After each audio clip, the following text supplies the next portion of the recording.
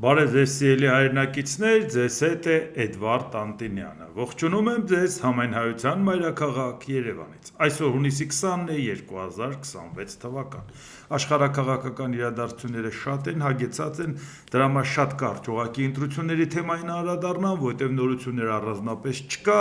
7 քաղաքական ուժ դիմել է սահմանադրական դատարան ընտրությունների արդյունքները չեղարկելու համար կամ վերաքվեարկություն լինի կամ լինի նոր ընտրություններ, մինչև իրանք այդ քայլերն արել են արդեն Հայաստանի շնորհապետական կուսակցության նախագահ Գուրգեն Սիմոնյանն ասել էր, որ այս ընտրությունները լեգիտիմ չի համարում, առանձնապես որևէ մեկի կարծիքը իրան չի հետաքրքրել կամ էլ թե չէ համաձայնացնել, նույնիսկ եթե եւ այս կողմից եւ այն կողմից դիմել են սահմանադրական դատարան, որևէ ձևով իրանց հետ համահունչ քայլեր անելու հարց ուղղակի կուսակցությունը ասել է, որ չունի անելու, որովհետեւ ոչ նրա հետ միանալու որևէ խնդիր չունի։ Ներկայացրել է ուղղակի տեսակետը, որ այս ընտրությունները լեգիտիմ համարվել չեն կարող, թեկուզ այն պարզ պատճառով, որ իշխող քաղաքական ուժը չի ընդունում ընդդիմության գոյությունը։ Այն որ այդ ընդդիմությունը պետք է խորհրդարանում չլներ, դա իհարկե այս իշխանության մեղքն է, բայց բերելով խորհրդարան հետո չընդունելով, նշանակում է առաջնային մանդատ ստացած ներկայացական կառույցը, ինչպիսին է խորհրդարանը, դա միակ ներկայացական կառույցն է, որ առաջնային մանդատ է ստանում, մենք խորհրդարանական կառավարման համակարգ ենք, երկկողմանի իրար լեգիտիմությունը չեն ընդունում, բայց ավելի կարևորը վտանգավորը, որ իշխանությունը չի ընդունում ընդդիմության գոյությունը, որը սահմանադրորեն ամրագրված է։ Եթե դու դա չես ընդունում, դա նշանակում է, որ դու իշխանությունը զավթել ես։ Հիմա ինչ ենք սպասում սահմանադրական դատարանից։ Եթե կլինի վերաքվեարկություն, ճիշտ է, կմասնակցենք, կարծում եմ, որ բնական է կուսակցության անունից չխոսեմ, բայց ակնհայտ է, որ կուսակցությունը կմասնակցի վերաքվեարկությանը, եթե կլինի նոր ընտրություններ, կարծում եմ, որ նույնպես։ Իհարկե դա կուսակցության որոշելիք խնդիրն է, բայց քանի որ կուսակցության ակտիվի հետ բոլոր հանդիպումներին ես հրավիրում եմ եւ ակտիվ մասնակցում եմ, ուղղակի տեղյակ եմ, բայց դա ես չի որ պետք է ասեմ։ Եվ երկու դեպքում էլ ես ուզում եմ պարզ մարդկանց ասեմ, որ այո, մեր համագործակցությունը շնորհապետական կուսակցության հետ ավարտվել է այս ընտրությամբ, բայց մեր համագործակցությունը հետագա զարգացումների հետ կապված միանշանակ շարունակվել է, երկկողմանի պատրաստակամություն կա այդ հարցում։ Այնպես որ եթե կլինի ընտրություն, եթե կլինի վերաքվեարկություն, բնական է այդ նույն ցուցակով ես կմասնակցեմ։ Եթե կլինի արտահերթ ընտրություն, նոր ընտրություններ, եթե կստանամ հրավեր Հայաստանի շնորհապետական կուսակցությունից մասնակցելու, որտեղ համագումարն է որոշում ընտրացուցակը։ Ես սիրով կհամաձայնվեմ, ի սկզբանե ասել եմ, որ ես համագործակցության իմ կողմից միանշանակ պատրաստ եմ։ Եվ նույնիսկ եթե համագումարը որոշի, որ ես պետք է չլինեմ երկրորդ համարը կամ որևէ մեկը, ես սիրով կընդունեմ բոլոր այն առաջարկությունները, որը կանի համագումարը, որովհետև այդ մարդկանց հետ ճանապարհ եմ անցել, այդ մարդկանց ես հրաշալի գիտեմ, իրանք էլ ինձ հրաշալի գիտեն եւ լիովին վստահում եմ իրենց որոշմանը։ Եվ միակ կուսակցությունը, որի առաջարկը ես կընդունեմ, դա Հայաստանի շնորհապետական կուսակցությունն է։ Սրանով ուղղակի համարենք այդ թեման ավարտված, ուղղակի քանի որ մենք շատ հարց ունենք, ավելի շատ, քան նույնիսկ ընտրություններից առաջ, որովհետև շատերը չէին պատկերացնում, թե ինչ բեռ անգնելու մեր ուսերին, երբ որ տեսանք այս ռուսամետ ուժերը բլեֆով այդ ձայները ստացան, եւ այդ բլեֆի արդյունքում իշխանությունն էլ բլեֆով մարդկանց տնից հանեց, տարավ եկեք ձայն տվեք, որպեսի այս ռուսամետները չտանեն երկիրը, կարճ ժամանակ հետո Նիկոլ Փաշինյանը կգնա Վլադիմիր Վլադիմիրիչի հետ հարցերը կկարգավորի եւ որի պարագայում արդեն պարզ կլինի, որ Հայաստանը չի էլ պատրաստվում Եվրոպա գնա եւ իրան պետք էր, որ խորհրդարանում չլներ որևէ ուժ, որը հստակ կասեր, որ գնում ենք դեպի Եվրամիություն, որովհետեւ այն ուժերը, որ իրան աջակցում էին կամ կարծում էին, թե աջակցում են, պարզապես ընկալվում էին որպես իր արբանյակ ուժեր, բնական է նրանք որևէ ձևով չէին հակառակվելու Նիկոլ Փաշինյանի, եթե ինքը չգնա Եվրոպա։ Բնական բան է, պետք է պաշտպանեին Նիկոլ Փաշինյանը։ Միակ ուժը, որը հստակ պետք է ասեր չհասկացանք, այս ինչ եք անում, արևմուտքի հետ հստակ աշխատելը դա լինելու էր Հայաստանի շնորհապետական կուսակցությունը։ Խորհրդարանում չլինելը չի ազատում այն պատասխանատվությունից, որ հասարակության մի հսկայական մաս վստահել է կուսակցությանը, մի շատ մասի էլ խաբեցին, այլապես նրանք պատրաստ էին ավելի շատ ձայն տալու եւ դա վերջի պահին ակնհայտ էր վերջի օրերին, որի համար սկսվեց մի հատ լայնամասշտաբ հարձակում կուսակցության վրա, կուսակցության նախագահի վրա եւ ին վրա։ Այնպես որ մարդիկ դրանք բոլորը տեսել են ու գիտեն։ Դրա համար քանի որ անելիքներ շատ ունենք, ժողովուրդ ջան, նաեւ ասեմ նաեւ որ շատ կարևոր դերակատարություն ունի մեր գործերի մեջ նաև այս կայքը, դրա համար, եթե հավանում եք, սեղ մեկ լայք կոճակը, բաժանորդագրվեք Էդվարդ Անտինյան YouTube-յան ալիքին, սեղ մեկ զանգակ կոճակը, գրեք մեկնաբանություններ, գրեք հարցեր, մաքսիմալ տարածեք նյութերը, որովհետև գիտեք, որ հակառակորդ կողմը ամեն ինչ անում է, որ դա լայնորեն չտարածվի, ու դուք տեսաք, թե ոնց մեդիա դաշտում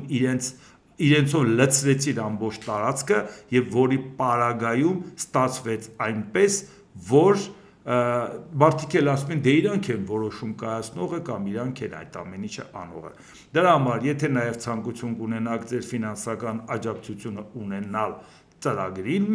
մեր կայքին, դրա համար նյութի նկարագրական մասում կա նաև բոլոր հնարավոր տարբերակները եւ բանկային փոխանցման եւ արագ փոխանցման եւ քարտային փոխանցման եւ PayPal, Patreon համակարգ եւ Իդրամի համակարգ, բանկային փոխանցումը հատուկ վերաբերվում է նաև ոչ միայն կայքին, այլև վերաբերվում է հասարակական կազմակերպությանը, Բարեկեցիկ անվտանգ Հայաստան, որի նախագահն եմ ես, որի նպատակն է նպաստել Եվրամիության անդամակցության հետ կապված ծրագրերին ու հարցերին Այդ իսկ պատճառով ուզում եմ ասեմ, որ մենք ամեն ինչ անելու ենք, որպեսզի կարողանանք այն բացերը, որը որ կար, ոչ մեր մեղքով, որ մենք միլիարդ հատեր չենք, դե կներեք ժողովրդյան, դե միլիարդ հատեր չենք, տենց հաստատվե։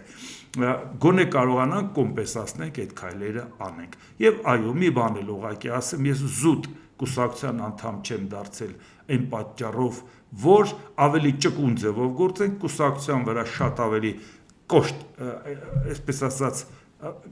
շրջանակներ կա, որի պարագայում կարող է նաև հասարակական գործունեությամբ եւ կայքի գործունեությամբ շատ ավելի ճկուն ձևով քայլեր անենք, գործ անենք, որով նաև նպաստենք մեր ընդհանուր ծրագրերին։ Զուտ պատճառը դա է, դուք հասկանում եք, որ այլընտրանք ունենանք ավելի ճկուն ձևով աշխատել այդ ուղղությամբ։ Քաղաքական մասը Գուրգեն Սիմոնյանը կանի, հասարակական գործունեության հետ կապված, կայքի հետ կապված, մեդիայի հետ կապված, ես էլ փորձեմ իմ համեստ ուժերի ներածի չափով դրանք անել։ Բացի դրանից անպայման դուք տեսաք արդեն կուսակցությունը իր այս փոքր ռեսուրսով կարողացավ ինչպիսի արդյունք գրանցել, որը որ պետության համար 2%-ից ավելը դա կարգավիճակ է, որի համար վերադարձնում են եւ ընտրագրավը, հասկանում են, որ այդ կուսակցությունը ուրեմն բավական չափով կշիռ ունի, որի համար նա ճիշտ է արել, որ այդ քայլը արել է, եւ նաեւ պետությունը, եթե հարկատուների հաշվին կուսակցությանը գումար է վճարում, նա անձնապես կոնկրետ մեկին չի տալիս,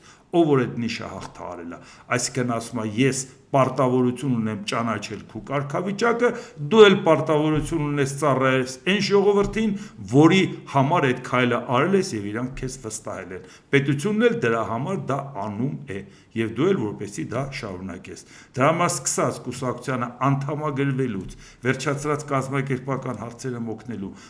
մյուս ֆինանսական հարցերը մոկնելու, դա էլ կապվեք կուսակցության գրասենյակի հետ, շատ օգտակար գործ արած կլեք, դուք արդեն տեսաք կուսակցության արածն էլ, գործունեությունն էլ, ակտիվությունն էլ, մարզային այցելություններն էլ, հասարակական վերաբերմունքն էլ եւ ինչը խանգարեց, որպեսզի մենք ավելի մեծ ցուցանիշ չարձանագրենք։ Այնպես որ կարծում եմ, որ շատ ավելի կարևոր է նաեւ կուսակցության հետ կապված այդ քայլերը անել։ Հիմա նայենք ինչ է կատարվում մեր շուրջ, որպեսզի պատկերացնենք առաջիկա զարգացումները մեր պետության հետ կապված, ինչ խնդիրների կարող ենք բախվել։ ԱՄՆ նախագահ Դոնալդ Թրամփն ընդունել է, որ շատ պահպանողներ քննադատում են Իրանի հետ կնքված իր համաձայնագրերը, բայց պնդել է, որ կարող է համոզել բոլոր քննադատներին մեկ փաստարկով Իրանի հետ պատերազմի շարունակությունը կարող է համաշխարհային տնտեսական ճգնաժամ առաջացնել։ Ինչու է սա մեղմ ասած ոչ համոզիչ, որովհետև Իրանը, ոնց որ Դոնալդ Թրամփն էր ներկայացնում, ոչնչացրել էր, քարե դար էր ուղարկել, մնացել էր մի երկու քարի կտոր, այլևս այդ երկիրը չկար եւ զորք չուներ,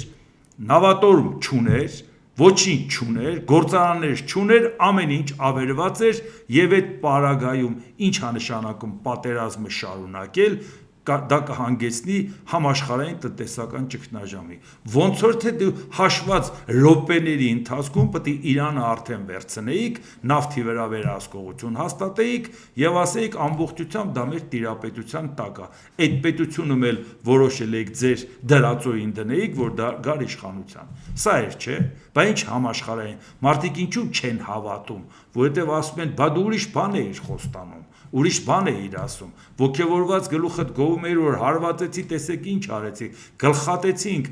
վերնախավը, էս արինք, են արինք, ոչ իշխանություն կա, ոչ մարդ կա, որի հետ բանակցենք, ընդհանրապես այդ երկրում ոչ մի բան չկա, բա ինչի մարդիկ չեն հավատում եւ նաեւ առաջանում է խնդիր, անգամ ասում իր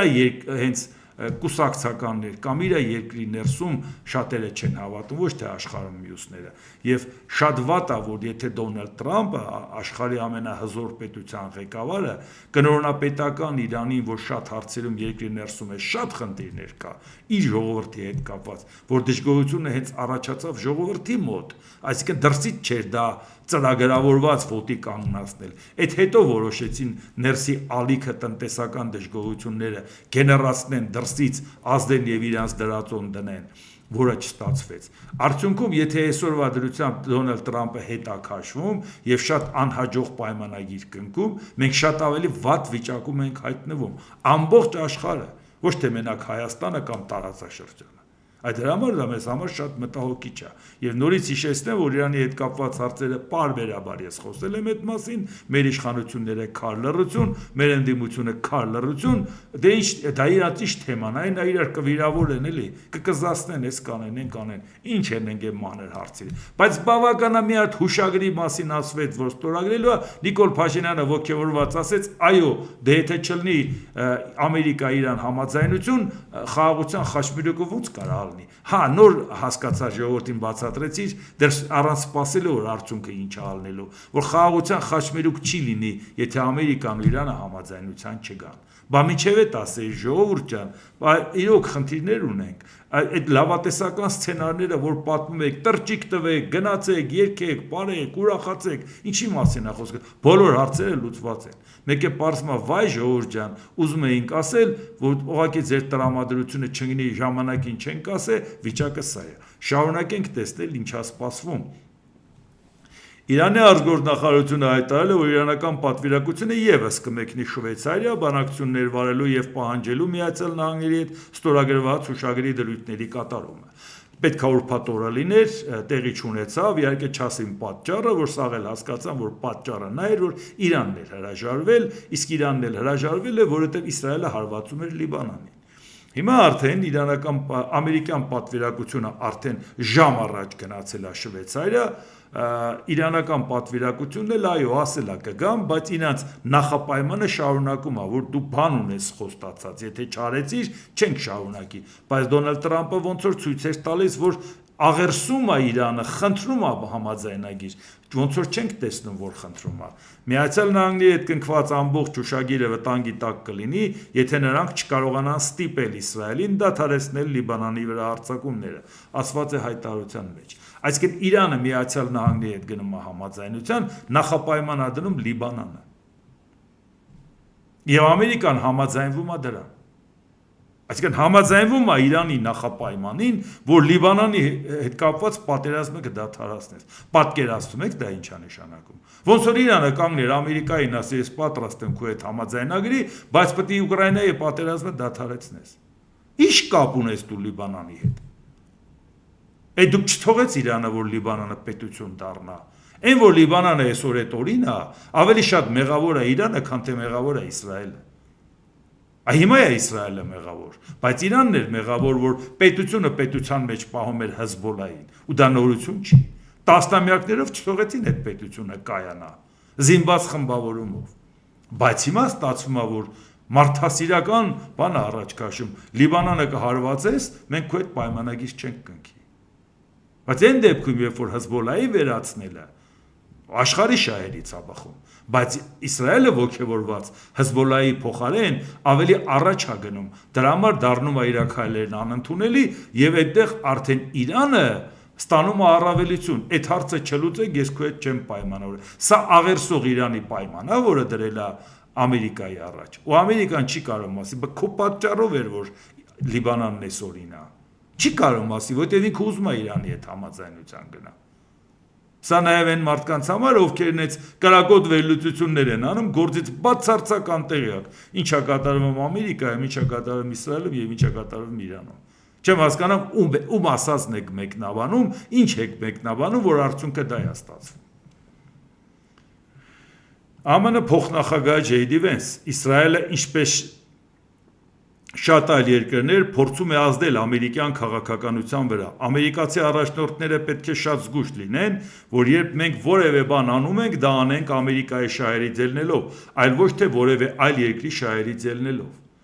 Այսինքն մինչև այսօր Իսրայելի շահերից ելնելով արել է, ստեղն է հասել, հասկացել է, որ այլևս անիմաստ է, հիմա ասում է պետք է Ամերիկայի շահերով առաջ գնանք եւ իրան դեմ են տալիս պատին, ասում են, ես ինչ ես անում։ Այս էլ որի՞րդ անգամն է Ամերիկայի ղեկավարությունը բողոքում է, թե մեզանից ինչ եք ուզում, մենք ուզում ենք մեր երկրի շահերով առաջնորդվենք։ Էլի առաջնորդվեք, բան չեք դառը բիբիի գերին։ Բա ամբողջ աշխարհը գիտեր, որ Բենյամին Նեթանյահուն է ղեկավարում Ամերիկան։ Խայտարակություն էր դա։ Հիմա նոր Դոնալդ Տրամպը հասկացավ, որ դա փակուղի է տանում։ Որ Իսրայելն էր որոշում, որ այդ հարցերը կշռադատված չէր։ 40 տարի մտածում եք Իրանի այդ հարցերը ոնց լուծեք, բայց հապշտապ որոշում կայացնում, որտեղ դա հապշտապ էմոցիոնալ որոշում էր։ Դա հատուկ ծառայությունների մշակած ծրագիր չէր, պաշտպանության նախարարության մշակած ծրագիր չէր։ Դա ուղղակի Իսրայելի ցանկությունն էր, ժամանակը աշխատում է իվենաս իրանց, եթե հիմա չհարված ենք Իրանը չկործանենք, հետո Տրամպը չի լինի, Ամերիկայի հաջորդ նախագահին չեն կարող համոզել, որ այդպես հապշտապ մի հատ քայլ անի։ Սա էր ընդամենը։ Հիմա արդեն նեղանում են, ասում են Իսրայել, այս ինչ ես անում, մենք դի մեր շահերով առաջնորդվենք, ոչ թե քո շահերով, բայց սա ուրիշ հարց է։ Դու անվտանգության երաշխավորն ես Իսրայելի։ Դնում ենք մի կողմ, երկուսից հետո ով է ճիշտ, ով է սխալ։ Հաստատ չափը անցել է Իսրայելը, բայց դրան դրթել է չափը անցնել Դոնալդ Տրամպը։ Այն որ ասում են Իսրայելին այնքան է սիրում, որ այնքան է սետ պինդ գրկել է, ասա կխեղդի Իսրայելին։ Տանամակործանման այդ շատ սիրու պատճառով։ Հիմա արդեն հասկացավ ինչ է կատարվում։ Եվ արդյունքում ստացվեց նա, որ աշխարհը օրինակ էր բերում, թե այսպես է լինում ռազմավարական դաշնակիցը Ամերիկա-Իսրայել, եւ մենք տեսանք, որ այդ ռազմավարական դաշնակցությունը չի աշխատում։ Ավելի շատ սպասելիք ունի Իսրայելը, որը չի ցանկանում սպասարկել Միացյալ Նահանգները։ Ահա նաեւ սա, որպեսզի մենք ուշադրություն դարձնենք եւ շատ զգոն լինենք, եւ շատ ուշադիր լինենք, եւ շատ գրագետ քայլեր անենք, գործենք առանց սխալվելու իրավունքից, որտեղ մեր ցանկացած սխալը կարող հանգեցնի պետականության կորուստի, իսկ մեզնից յուրաքանչյուրը սխալվել կարող է, իշխանությունը իրավունք չունի սխալվի, որովհետև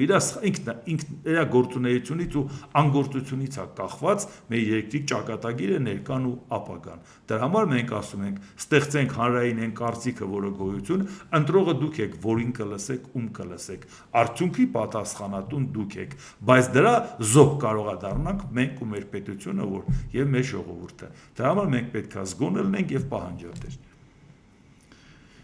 Իրանի զինված ուժերի կենտրոնական շտաբը հայտարարություն է տարածել. Իրանը փակում է Հորմուզի նեղուցը ի պատասխան Իսրայելի կողմից Լիբանանի դեմ շարունակվող ագրեսիայի։ Սա համաձայնագրի խախտման առաջին պատասխան քայլն է։ Եթե ագրեսիան շարունակվի, կծրագրավորվեն եւ կիրականացվեն լրացուցիչ քայլեր։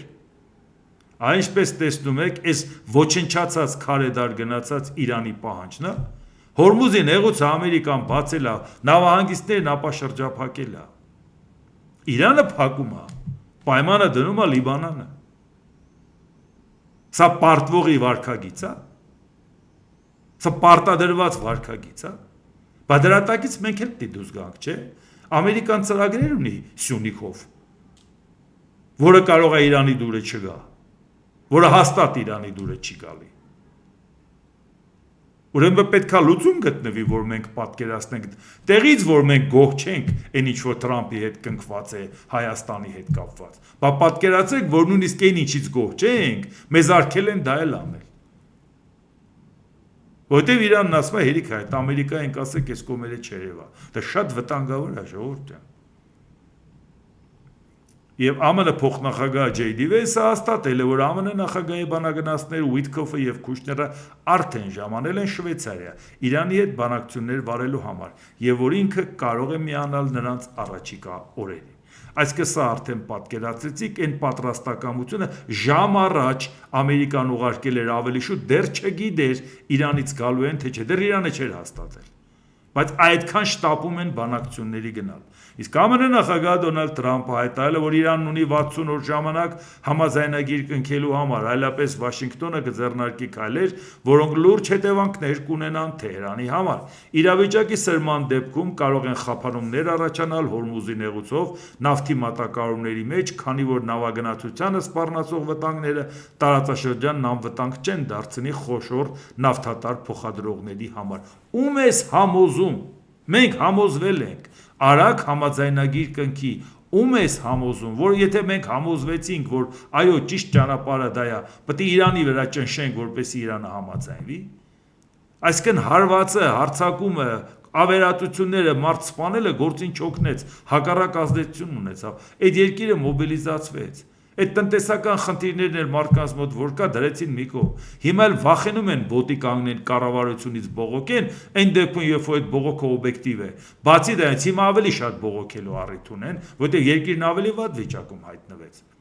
Բայց հիմա չեն անում մենակ նրան, որ դավաճան չհամարվեն, դրսի ուժերի սպասարկող չհամարվեն։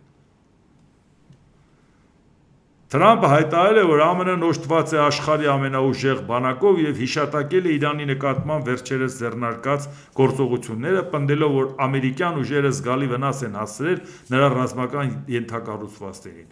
Հա, լավ են արել, բայց ինչպես տեսնում ես, դա չի օգնում բանակցության գնալ,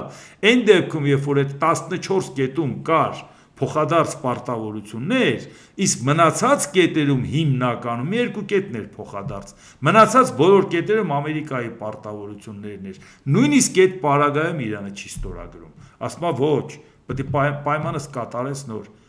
այն էլ պայմանագիրը պետք է ստորագրես, որ Լիբանանի պատերազմը դադարի, Իրանը նախապայման է դնում, ասում է չէ, չդադարեցնես, ես քո այդ հուշագիր անգամ չեմ ստորագրի, որպեսզի մենք իրատեսական գնահատենք ինչա կատարում։ Սա էմոցիայի խնդիր չի, համակրանք ունենք Ամերիկայի նկատմամբ, թե համակրանք Իրանի կամ հակակրանք ու համակրանք։ Դրանք քաղաքական, առավելևս քաղաքագիտական կատեգորիա չեն։ Մենք պետք է իրատեսական նայենք ինչա կատարում, որ ըստ դրա գնահատենք ռիսկերը, իսկ իշխանություններն էլ կառավարեն այդ ռիսկերը, եթե այդ ունակություններն ունեն, ինչում ես խիստ կասկածում եմ։ ԱՄՆ նախկին նախագահ Բարակ Օբամա նախկինում գործում էր համաձայնագիր, որի շրջանակում Իրանը պարտավորվել էր չմշակել միջուկային զենք, սակայն Թրամփի վարչակազմը դուրս եկավ դրանից, ինչը հանգեցրեց իրանական միջուկային ներուժի մեծացմանը։ Նա առաջի պաշտոնավարման ժամանակ դուրս եկավ։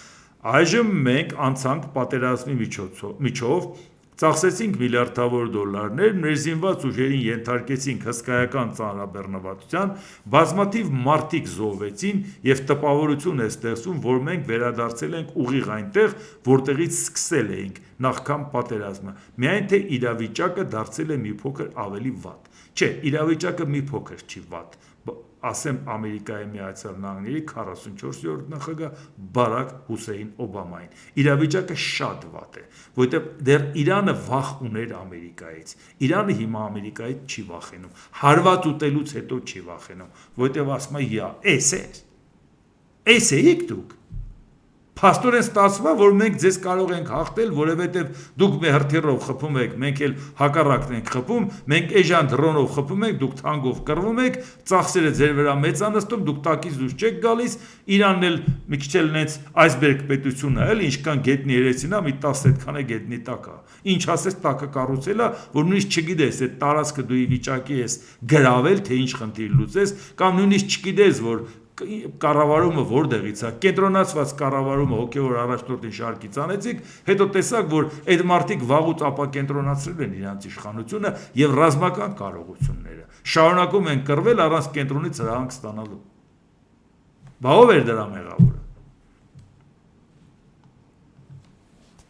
Իսկ հիմա նայենք ինչ է կատարվում Ուկրաինայի հետ կապված, չմոռանանք, որ ինչքան ուզում է առաջի պլան մղվի ներողություն, Իրանի հարցը, աշխարհի նոր աշխարհակարգի հարցում չափազանց կարևոր է Ուկրաինայի հետ կապված պատերազմի արդյունքները։ Եվ եթե Ուկրաինայի հետ պատերազմի արդյունքում Դոնալդ Թրամփը ճիշտ քաղաքականություն վարեր, նա այսօր Իրանի հետ կապված այս խնդիրների մեջ չէր լինի։ Հիմա շարունակենք ուղղակի նայենք։ Ուկրաինայի նախագահ Վոլոդիմիր Զելենսկի, ես իսկապես ուզում եմ, որ մենք պատերազմը հնարավորինս շուտ ավարտենք։ Սա պահանջում է պատժամիջոցներ եւ նախագահ Թրամփը հայտարարել, որ կվերադառնա այդ քաղաքականությանը։ Ես դրական ազդակներ ստացա ամբողջ մեծյոթնյակից, այդ թվում նախագահ Թրամփից, Ուկրաինայի օդային պաշտպանությունը ամրապնդելու վերաբերյալ։ Հրթիռների արտադրության լիցենզիաների ստացումը առաջին անգամ դրական է ընդունվում ամերիկյան կողմից։ Հիմա դուք արդեն տեսաք, որ Դոնալդ Թրամփը հասկացավ, որ Ուկրաինան կռվում է եւ Ուկրաինային պետք է օգնել եւ հասկացավ, թե ինչ է նշանակում Ուկրաինային չօգնելը, ինքը մենակ մնաց Ռուսաստան, Չինաստան եւ Իրան պարագայում։ Իմաստը։ Այն դեպքում, որ Ուկրաինացին ինքը կռվում է, ասում է, «Այմա զենքը տուր, ես կռվեմ»։ Փողն էլ տալիս է Եվրոպան։ Քո զենքն էլ առնում ենք։ Կարող ես բացատրել ինչի չես տալիս։ Չէ, դու խաղաքարտ չունես, հաղթատուկ չունես։ Հիմա ընդունեցիք, որ ունի։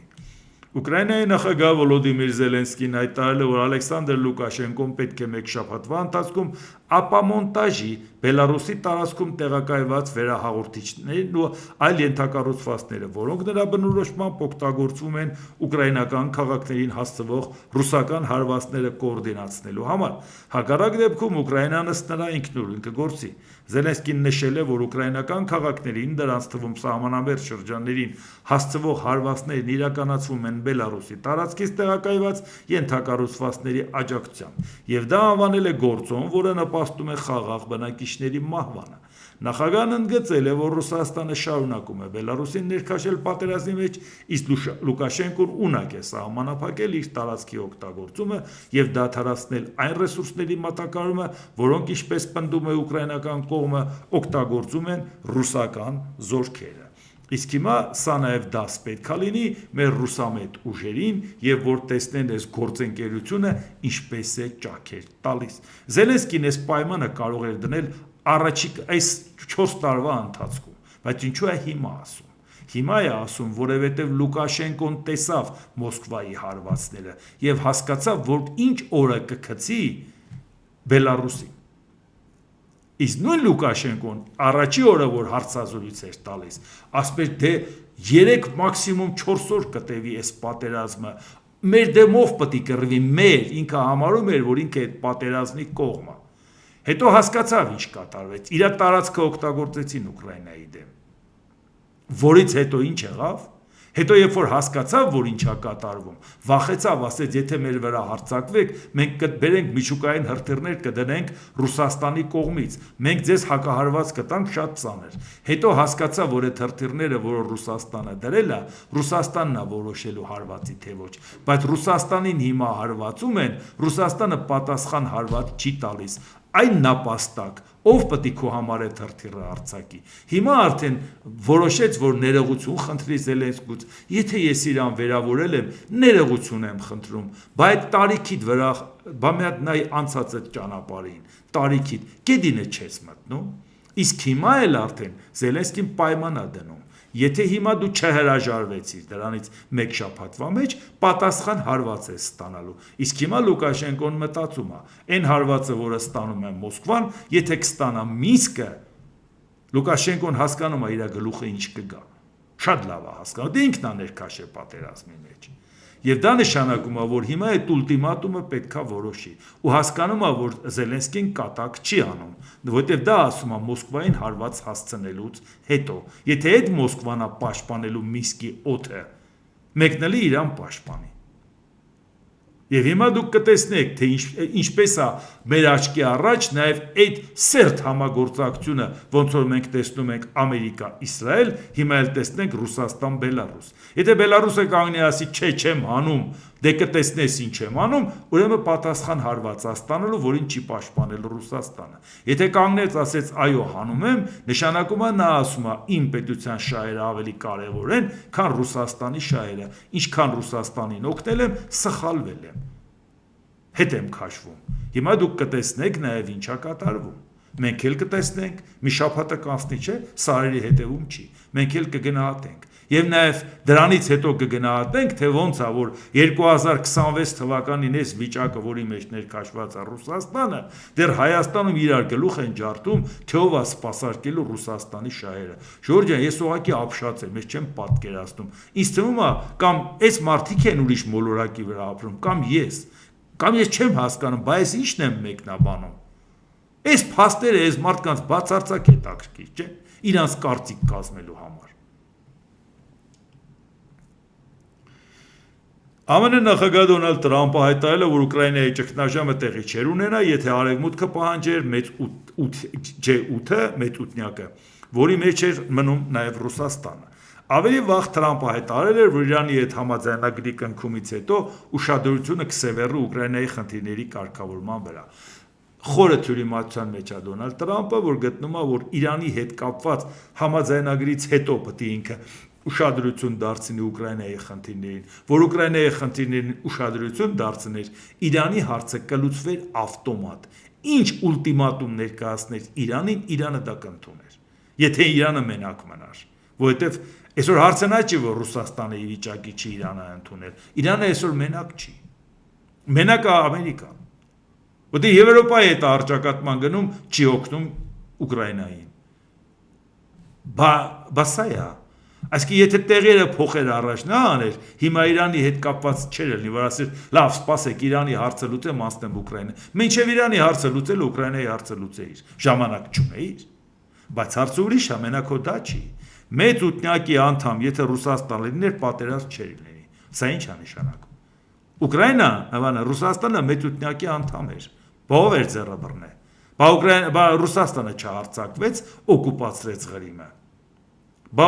փետրվարին ինքը Ղրիմը օկուպացրեց 2014 թվականին, եթե Դոնալդ Տրամպը տեղյակ չի, ես ուղղակի ասեմ, ինքը մարտի 18-ին 2014 թվականի մեծ ութնյակի անդամ պետությունները որոշեցին եւ դուրս շպրտեցին Ռուսաստանին։ Որոշումը կայացվեց միաձայն 2014-ին։ Բա դրանից հետո, երբ որ Դոնալդ Տրամպն ասում է, որ մեծ ութնյակի հետ կապված եթե անդամ լիներ, բա անդամ էր օկուպացրեց այն երկիրը, որի անվտանգության երաշխավորն էր Բուդապեշտի մեմորանդումով Ամերիկայի Միացյալ Նահանգները, Մեծ Բրիտանիան, նամակով էլ միացած Ֆրանսիան։ Բա խայտարակ արեց ձեզ։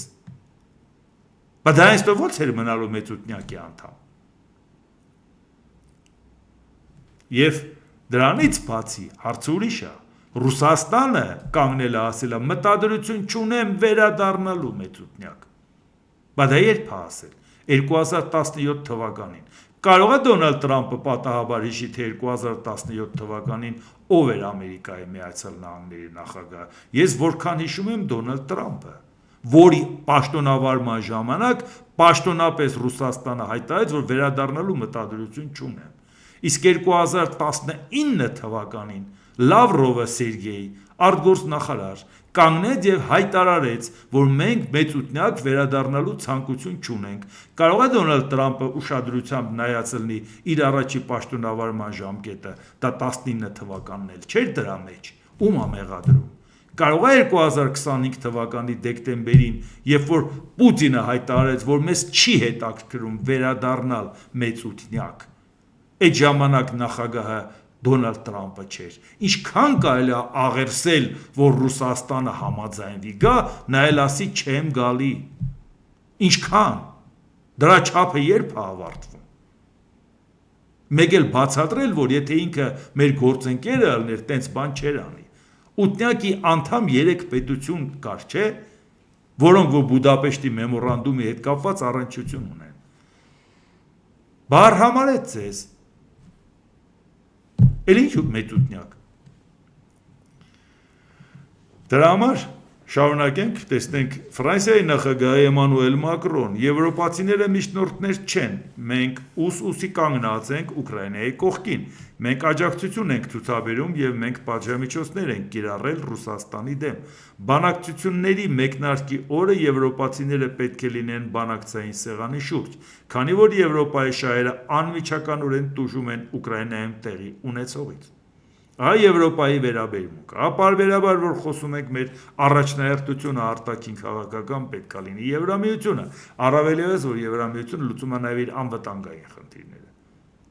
Տեսնում եք ինչպես է հարցերը նայում։ Սա գնացող նախագահ Էմանուել Մակրոնն է, որին անհարգալից խոսում էր Դոնալդ Թրամփը։ Գնացող մարդը ինչ ունենք իր հետ, բա ինչ ուներ, որ գնացել էր Ֆրանսիա, այդ ինչ ձևի տենց սիրատոչոր հայացքով նայում էր Էմանուել Մակրոնին, գնացող Մակրոնին։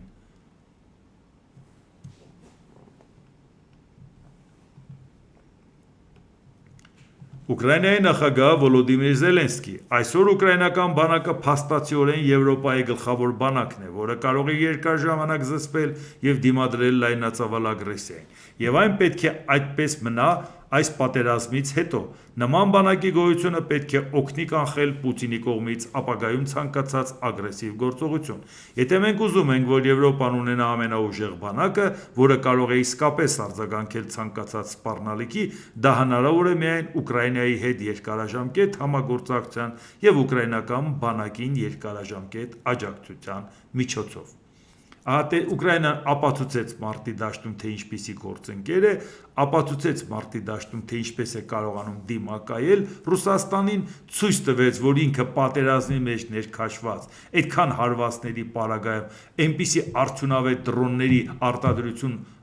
ստեղծեց, որ կարողանում է Ռուսաստանին այդպես հարված հասցնի, բայց հարձակվող կողմը մինչև այսօր ոչ միայն չի կարողանում այդպես արդյունավետ դրոններ ունենա, չի կարողանում անգամ պաշտպանի այդ հարվածներից դրոնների։ Հիմա Ուկրաինան դրա համար ասում է, ես հիմնականում այդ ձեր այն գործընկերն եմ, որ առանց նրա անվտանգությունը դժվար է պատկերացնել Եվրոպայի։ Բա մենք էլ ասում ենք, եթե Եվրոպայի հետ լավ ենք, Ուկրաինայի նկատմամբ վերաբերմունքով որոշում է մեր տեղը եւ մեր վերաբերմունքը աշխարհի նկատմամբ, որովհետեւ հավաքական արևմուտքը կանգնած է Ուկրաինայի թիկունքին։ Եթե Թրամփը նույնիսկ այդ թեմայից շեղվեց, իր երկրում տեսակ հանրային դժգոհություն ինչ առաջացավ Թրամփի դեմ եւ ինչպիսի համակրանք կար Զելենսկու դեմ։ Դա Զելենսկու համար չէ, դա Ուկրաինայի ժողովրդի համար էր։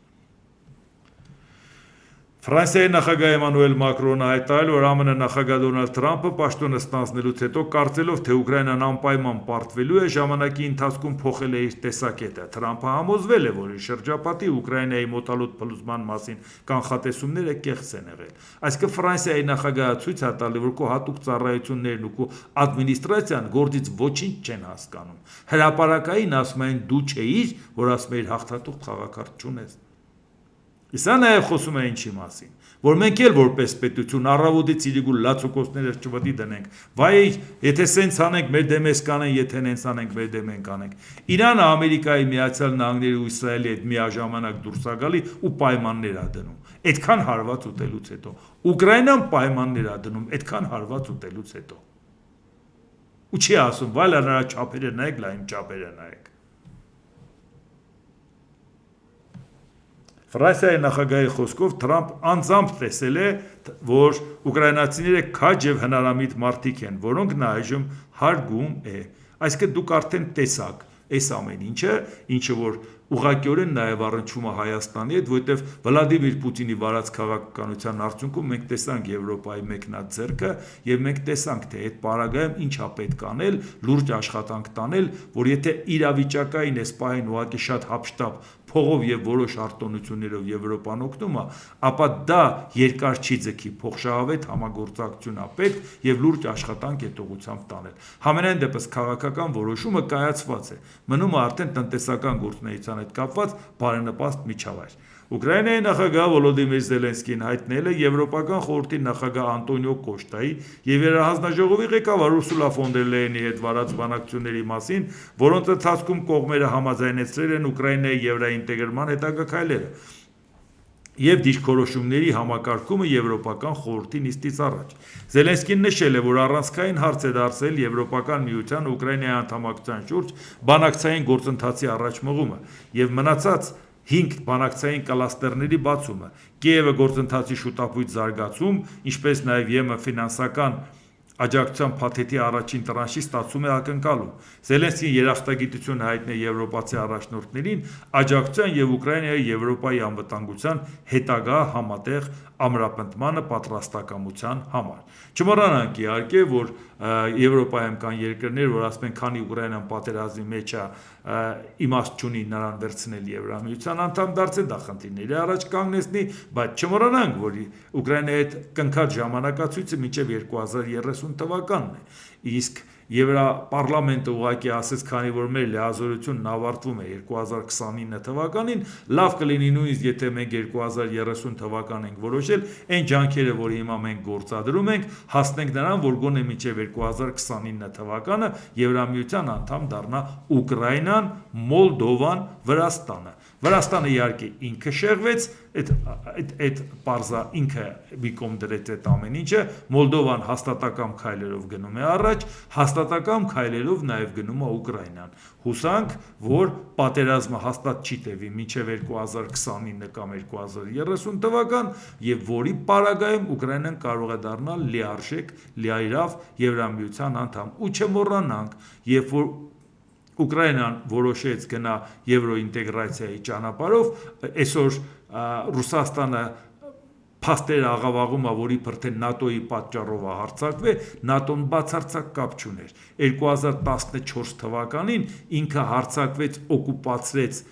Ղրիմը այն բանից հետո, երբ որ ճնշում գործադրելով Յանուկովիչի վրա Ուկրաինայի նախագահ, նա հրաժարվեց ասոցացման համաձայնագիրը 13 թվականի նոյեմբերին ստորագրել Վիլնյուսում։ Մի բան, որից հրաժարվեց նաև Սերժ Սարգսյանը, գիտեք ավելի շուտ սեպտեմբերի 3-ին, որ մտավ Մաքսային միություն։ Դրանից հետո զարգացավ ցնցումներ, անկայունություն, Յանուկովիչը փախավ և առիթը օգտագործեց, Ռուսաստանը օկուպացրեց Ղրիմը։ Այսինքն Եվրամիության ինտեգրման հետ կապված Ուկրաինան այդքան զրկանքներ է կրել, հաստատակամ քայլերով գնում է առաջ, որպեսզի հասնի դրան։ Սա էլ այն մարդկանց համար, որ ասում են, բա մեզ պետք է Եվրամիությունը։ Իհարկե Ուկրաինային պետք է, Մոլդովային պետք է, Թուրքիան խնդրում է, որ դառնա Եվրամիության անդամ, ասում են դրա ժամանակը չի։ Մի շարք պետություններ հերթ են կանգնել դռան դեմ, այդ բոլորին պետք է, մենակ Հայաստանին պետք չի։ Ժորժ ջան, լուրջ եք ասում։